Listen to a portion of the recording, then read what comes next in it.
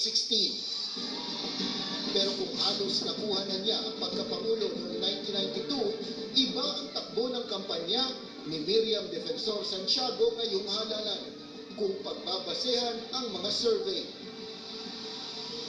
Sa mga sortie, rockstar ang karisma ni Santiago, lalo na sa mga kabataan.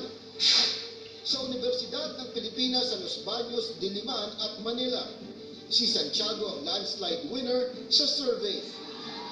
Si Santiago rin ang top choice sa iba't ibang universidad sa bansa. I'm always number one in all campuses, from the north to the south of our country. Ngayon, kung ganun yun, paano napakababa ko sa commercial survey? Yan dapat illegal yan. Pero ang hadlang sa kandidatura ni Santiago ay ang kanyang mismong kalusugan. July 2014, inanunsyo niya na mayroon siyang stage 4 lung cancer. Napansin sa mga unang bahagi ng kampanya ang kanyang panghihina. Pero matapos subukan ng isang bagong gamot sa cancer, tila nagbabalik ang lakas ng tinaguriang Iron Lady.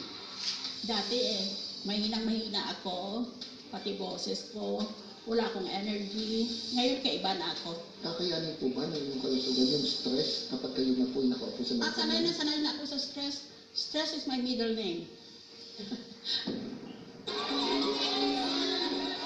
Wala man siyang pondo at makinarya, may mga supporters na nangangampanya para sa kanya sa iba't ibang probinsya.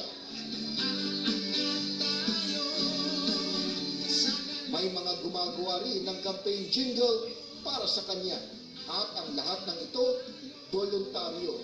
Manuklok lang ang kandidato na sa paniwala nila'y lumalaban para sa kanila. Sandalimang pinahina ng karamdaman, hindi ito naging hadlang para sa kanyang pagtakbo. Pag nagdasal tayo, sinasabi natin sa Panginoon, Diyos ko, palitan mo itong mundo na ito. Tama yon. Pero unang-una, palitan natin ang mga sarili natin. Para sa kampanya serye, Ron Gagalang, ABS-CBN News.